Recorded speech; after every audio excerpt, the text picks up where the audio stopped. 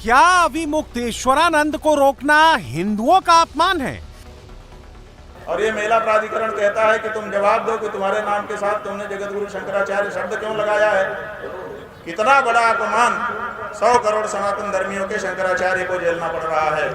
क्या ये हिंदू सरकार है? क्या ये मेला का प्रशासन हिंदू के साथ डील करने की क्षमता रखता है? नहीं रखता है। ये तो अंग्रेज भी होते तो शायद इस तरह से व्यवहार न करते। क्या अविमुक्तेश्वरानंद शास्त्र के खिलाफ काम कर रहे हैं? रास्ते नहीं जाना चाहिए स्नान करने, स्वयं वो शास्त्र के विरुद्ध कर रहे थे। जब कोई शास्त्र के विरुद्ध करेगा, हम लोग पैदल जाते हैं स्नान करने। यह शास्त्र विधि मुत्सृज्य वर्तते काम कारतः न सिद्धि मवाप्नोति न सुखम न पराम गतिम।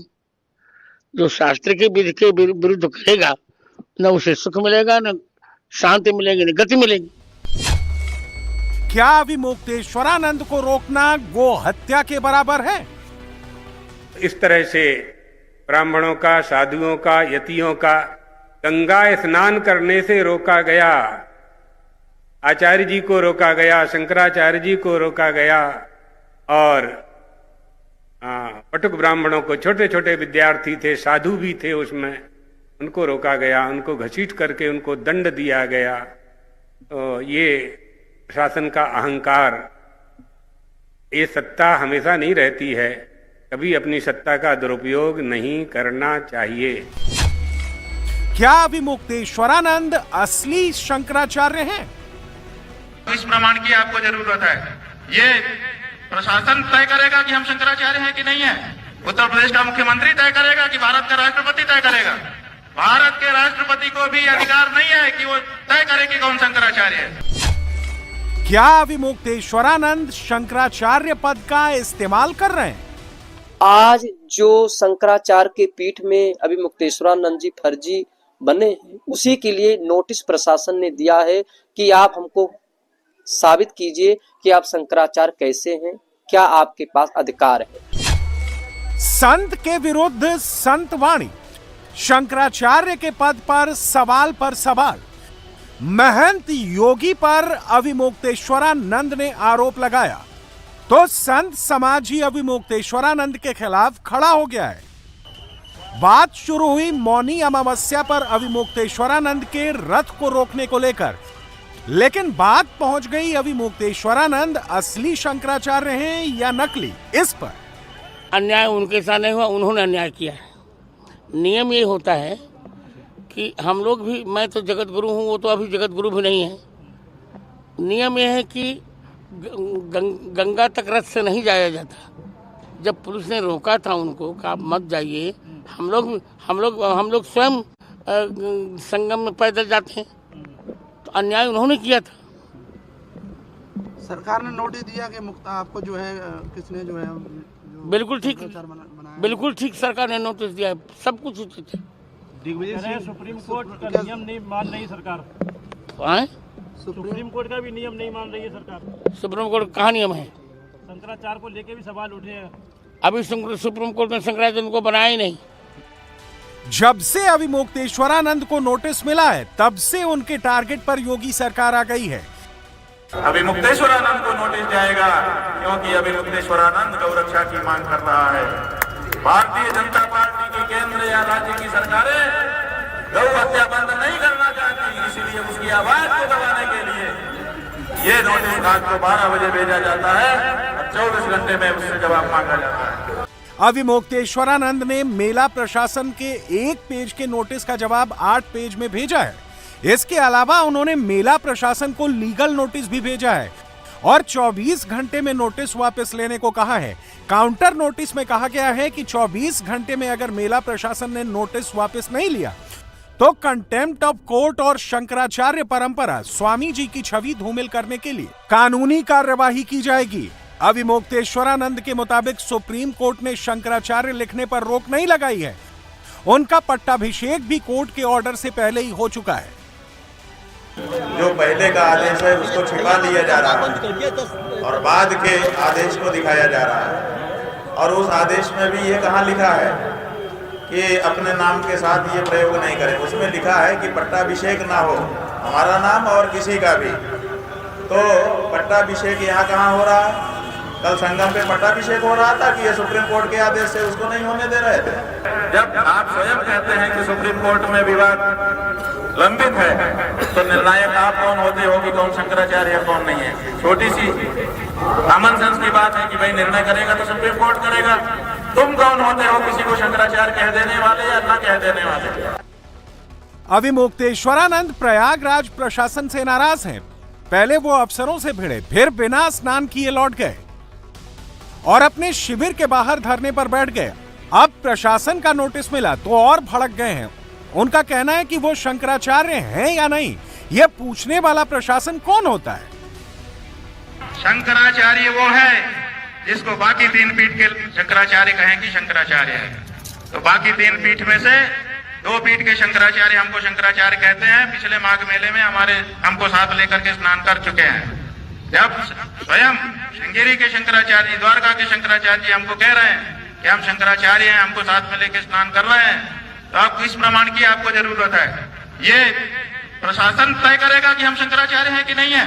उत्तर प्रदेश का मुख्यमंत्री तय करेगा कि भारत का राष्ट्रपति तय करेगा?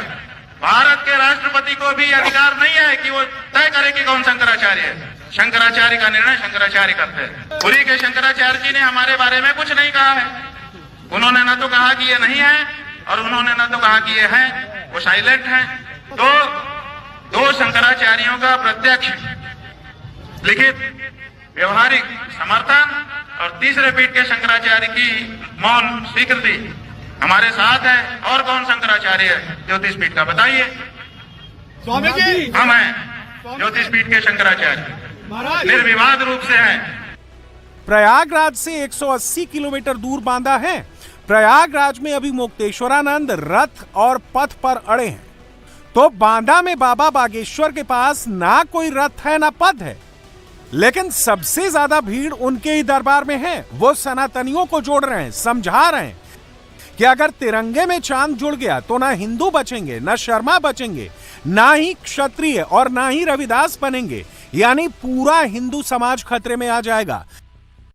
एक बात याद रखना, जिस दिन तिरंगा में चांद आ गया, न बर्मा बचेंगे, न शर्मा बचेंगे, न क्षत्रिय बचेंगे, न वैश्य बचेंगे, न कबीरपंथी बचेंगे, न रैदासी, न परशुराम वाले बचेंगे, न तुलसीदास वाले बचेंगे। एक बात याद रखना, जिस दिन तुम्हारे तिरंगा में चांद हो जाएगा, न तुम्हारा घर बचेगा, न जल बचेगा, न जमीन बचेगी, न जोरू बचेगी, न बच्चे बचेंगे। बांग्लादेश में भी उनके पास भी संपत्ति थी, व्यापार था, बच्चे थे, पत्नी थी, एक नहीं बची। विधवा औरत से 40 लोगों ने रेप किया। इसलिए एक बात याद रखना, संपूर्ण उत्तर प्रदेश समाज के हम समस्त हिंदुओं से एक बात हम प्रार्थना करना चाह रहे हैं, इस देश में अब कास्टवाद नहीं राष्ट्रवाद होना चाहिए। बाबा बागेश्वर के मुताबिक अगर हिंदू जाति में बटेंगे तो नहीं बचेंगे, इसलिए जाति की जगह उन्हें हिंदू पहचान अपनानी होगी। हिंदुओं को बांटने की साजिश हो रही है और जातियों में बांटने का साइड इफेक्ट उन 9 राज्यों में दिख रहा है जहां हिंदू अल्पसंख्यक हो गए हैं। मुसलमानों में 72 फिरके हैं, पठान, खान, शिया, सुन्नी, लेकिन उनके मजहब पर जब बात आती है तो वो सिर्फ मुसलमान। हमारे भारत में घटती हुई हिंदुओं की आबादी 9 राज्यों में घटता हुआ हिंदू इस बात का सूचक है कि हम हिंदू हैं पर हिंदू हो नहीं पाए। किसी भी भारत के व्यक्ति से, हिंदूवादी विचारधारा के व्यक्ति को छोड़कर किसी से भी उसका परिचय पूछो तो वो या तो परिचय अपना वर्मा के रूप में देता है, या शर्मा के रूप में देता है, या SC ST के रूप में देता है, या पंडित जी के रूप में देता है, या फलाने जी के रूप में देता है, या ढिकाने जी के रूप में देता है। हम भारत से एक ही प्रार्थना करेंगे, भारत में रहने वाले जितने लोग हैं, जिन्होंने जन्म लिया, वो सब हिंदू हैं और हमारा पहला परिचय हिंदू होना चाहिए। बाबा बागेश्वर के पास हिंदुओं को बचाने का भी फॉर्मूला तैयार है। उनके मुताबिक हिंदुओं को बचाना है तो उन्हें 4 बच्चे पैदा करने होंगे। अगर हिंदू ऐसे ही कम बच्चे पैदा करता रहा तो जल्द ही भारत में हिंदू अल्पसंख्यक हो जाएंगे। हिंदुओं को बचाने का एकमात्र रास्ता यही है, पहले तो हिंदुओं को जनसंख्या बढ़ानी चाहिए। तो चच्चे के 30-30 बच्चे हो सकते हैं, तो अपने 4 क्यों नहीं? और हिंदुओं के बेटे 4 यही लगाएंगे बेड़ा पार। 2 बच्चे घर पर, 1 बच्चे हिंदू राष्ट्र के लिए, 1 बच्चा स्वयं सेवक संघ के लिए। क्योंकि जिसकी जितनी संख्या भारी उसकी उतनी हिस्सेदारी, ऐसा नारा देते हैं। हम इसके पक्ष में नहीं हैं। हिस्सेदारी किसी की भी नहीं होनी चाहिए, सबकी होनी चाहिए। भारत सबका है, रहने का अधिकार सबको है। वर्तमान समय में इस देश में हिंदुओं को बांटने के लिए, डिवाइड करने के लिए बहुत सोची समझी हुई साजिश रची गई। उसको कहा गया है कास्टवाद। और कास्टवाद ने इस देश को खोखला किया। पहले भी जातियां थी पर जातिवाद नहीं था। वर्तमान में जातिवाद ज्यादा है, जातियां कम। प्रयागराज से लेकर बांदा तक सनातन पर चर्चा हो रही है। प्रयागराज में रथ और पद का विवाद है, तो बांदा में हिंदुओं को एकजुट रखने का मंत्र दिया जा रहा है।